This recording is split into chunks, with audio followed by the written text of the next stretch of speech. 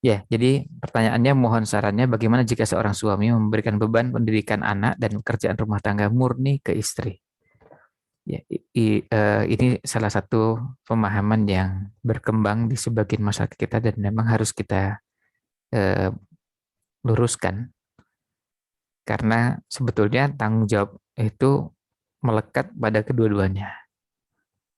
Ya, kita tidak cukup hanya mengandalkan kepada ibu, ya, pada istri, karena akan ada banyak hal yang tidak bisa dilakukan oleh ibu. Sebaliknya juga tidak bisa mengandalkan bapak tanpa ibu, karena dulunya harus hadir. Ya. Nah, ada hal-hal yang akan didapatkan dari ayah dan ada yang didapatkan dari ibu. Nah, kalau kondisinya seperti ini, saran saya mungkin baiknya suami bisa diajak ngobrol untuk bisa melihat bahwa persoalan ini persoalan kita bersama. Tanggung jawab ini tanggung jawab kita bersama. Meskipun sudah barang tentu kita juga bisa memaklumi porsi suami bisa jadi tidak sebanyak porsi istri kalau istri banyak di rumah. Sementara suami banyak keluar rumah untuk mencari nafkah. Itu bisa dimaklumi. Tapi bukan berarti lepas dari tanggung jawab. Misalnya, kadang-kadang anak juga perlu mendapatkan sentuhan dari ayah, sapaan. Nah, sekarang dengan adanya WA kita sekarang terbantu. Kita bisa sebelum ayah pulang atau sebelum bapak pulang diberi atau dikirim WA oleh ibunya atau istrinya maksudnya informasi tentang anaknya. Tadi anaknya begini, kemudian di sekolah begini, sehingga begitu pulang itu sang ayah menyapa anak dan seakan-akan tahu persoalan yang dihadapi oleh sang anak. Anak akan merasa sangat tersanjung, merasa sangat diperhatikan ketika pulang ayah menyapa dan tiba-tiba kok sudah tahu. Tadi di sekolah ketemu dengan ini, main dengan ini, kemudian pelajarannya ini, ada kejadian ini dan itu, ayah kok tahu semua gitu. Padahal ayah nggak ada di tempat itu. Rasanya akan sangat berbeda, obrolannya akan sangat nyambung ketika ayah tahu hal-hal seperti itu, ketimbang ayah tidak peduli.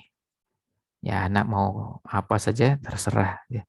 Nah, kalau cara berpikirnya seperti ini susah. Ya. Kita eh, akan nanti lahir anak-anak yang eh, kehilangan beberapa sifat atau skill, keterampilan, pengalaman karena itu didapatkan dari ayah. Jadi memang perlu kedua-duanya. Pertanyaan berikutnya dari Bu Astrianti Adam. Bagaimana melatih kesabaran dalam mendidik anak yang berkebutuhan khusus seperti anak autis, ADHD, dan semacamnya? Eh, ya, betul. Ini memang salah satu di antara sekian banyak persoalan yang ada di dunia mendidik anak adalah perlu latihan mengendalikan emosi dari kedua orang tua dan perlu kerjasama. Kadang-kadang ya maaf, kadang-kadang ayah yang kurang sabar, kadang-kadang ibu yang kurang sabar dengan kondisi yang dihadapi. Nah, lalu bagaimana ya selain itu harus jadi agenda kita belajar mengendalikan emosi, belajar sabar, belajar menahan marah, belajar banyak hal yang perlu kita pelajari. Kita sebagai orang tua harus terus belajar. Yang kedua, ada hal-hal yang bisa menjadi pemicu munculnya kondisi marah atau tidak sabar itu yang bisa kita kerjakan supaya itu tidak terjadi atau meminimalisir. Misalnya apa? Membiasakan setiap kali ada waktu luang sebentar, membereskan barang-barang. Sebab kadang-kadang salah satu pemicu marah itu adalah cara pas cari barang nggak ketemu, terus marah. Karena barangnya apa Ustaz Sabar ketelingsut apa? Tercecer gitu ya. Apa tercecer di satu tempat yang kita nggak tahu di mana barangnya. Ternyata di bawah tumpukan baju yang baju itu sebetulnya tempatnya bukan di situ. Nah ini hal-hal sepele seperti ini yang bisa jadi pemicu juga kita bisa hindari dengan cara membiasakan menata rumah. Jadi memang ini aktivitas yang harus kita kerjakan setiap hari. Kalau mau dibilang capek, ya memang pilihannya itu. Kalau kita selama kita masih punya anak, apalagi anak kecil, ya jangan berharap rumah itu lalu dan selalu rapi, bersih, tertib. Ya, Ya biasa, anak namanya main, kadang-kadang menyimpan barang tidak pada tempatnya. Kita ingatkan lagi, kadang ingat, kadang tertib, besok diulang lagi kekeliruan yang sama. Ya begitulah dunianya anak. Nah, kita harus pahami karakter itu. Jadi kita memaklumi hal seperti itu. Dan ya kita yang harus menyesuaikan dengan kondisi tadi. Berikutnya, maaf, kalau saya memasukkan anak ke pondok pesantren, apakah saya tidak menjalankan tugas sebagai orang tua untuk mendidik? Tentu tidak. Untuk Bu Tita. Jadi kita menitipkan anak atau kemudian menyekolahkan anak ke pondok pada usia memang sudah layak anak masuk pondok, misalnya usia 13 tahun ke atas. Nah, itu tidak berarti kita lepas tanggung jawab. Karena kita sudah mengantarkan sampai dengan usia tadi 13-an tahun. Jadi dari sejak usia 0 sampai 13 mereka bersama kita. Terus kita coba luangkan waktu sebanyak-banyaknya seoptimal yang kita bisa lakukan bersama mereka. Tapi pada saat usia sudah 13 tahun misalnya masuk pondok, nah kita melepas untuk anak belajar sebagaimana dulu juga beberapa ulama di usia 13 tahun juga belajar kepada ulama-ulama di luar kampungnya, di luar kota di mana mereka tinggal. Dan hal itu kita bisa dapatkan pada contoh-contoh di ulama-ulama di masa silam. Nah, itu bukan berarti lepas tanggung jawab. Buktinya apa? Buktinya ya kita masih membiayai anak. Lalu bukti yang lain juga bentuk perhatian. Anak ketika kita masukkan ke pondok bukan berarti lalu kita lepas dari tanggung jawab. Enggak, tetap kita bertanggung jawab. Kita berikan perhatian. Apa yang menjadi kebutuhannya untuk proses bisa terus belajar. Termasuk dalamnya adalah membimbing, memotivasi, mendorong. Ketika sudah mulai agak kurang bersemangat, ayo dorong lagi. Ayo terus semangat kita harus. Jadi anak merasa mendapatkan perhatian dari orang tua. Nah, itu eh, bagian dari dimana kita membuktikan bahwa kita tidak lepas dari tanggung jawab tersebut. Kita tetap memberikan perhatian kepada anak. Termasuk juga kalau ada kesempatan mengunjungi, kalau itu memungkinkan kita kunjungi. Karena kita bertemu, bertatap muka, bersalaman, memeluk, dan yang lainnya masih tetap kita bisa lakukan. Berikutnya, bagaimana cara mendidik anak yang sudah dewasa jika sering bertentangan dengan orang tua? Ya, ini juga nanti gini, ini nanti ada yang namanya ummiyah tarbawiyah, buta tarbiyah. Kita terlambat mengenali hal-hal yang harusnya kita kenali pada usianya. Jadi terlambat, sudah menginjak usia dewasa kita terlambat. Nah, tetap akan ada proses di mana kita terus membina, mengenalkan kepada mereka hal-hal yang kita bisa kenalkan, dan jangan lupa doa.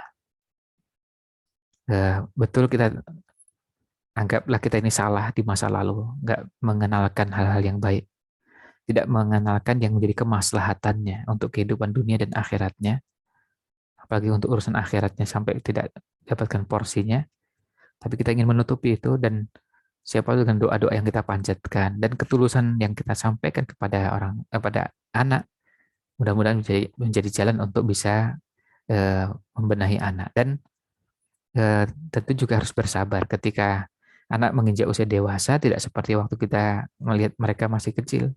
Kita omongi sudah langsung nurut. Kalau sudah dewasa, anak merasa pengetahuan, pengalaman, wawasan juga sudah bertambah. Nah, anak harus dikenalkan juga. Eh, Kalau kita terlambat mengajarkan adab, berarti ya kita perlu terus mengupayakan itu. Kemudian pertanyaan dari berikutnya ini ada Rumaiso. Mohon maaf, judul kitabnya yang dikaji malam ini apa? Judulnya Tanbihun Naimil Ghumri. Ya, Tanbihun Naimil Ghumri bima ala mawasimil umri.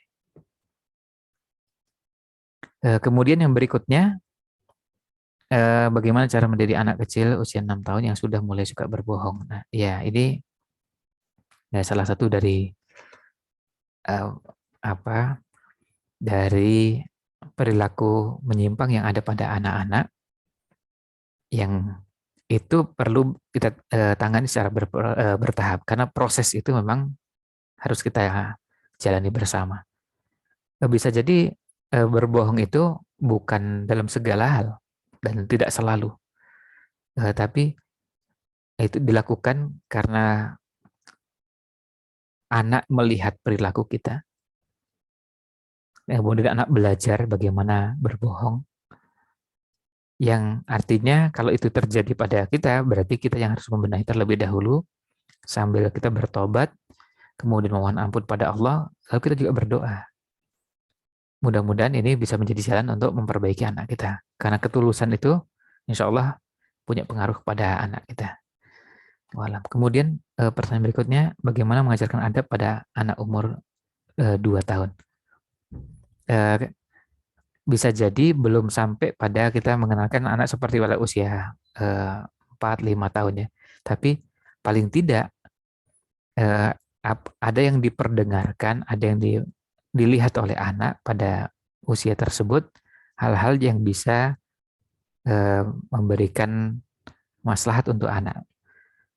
Anak mendengar bacaan Quran kita, anak melihat sholat kita, anak melihat kita pegang mushaf, anak kita melihat, dan biarkan anak melihat pada usia itu, dan biarkan itu berjalan.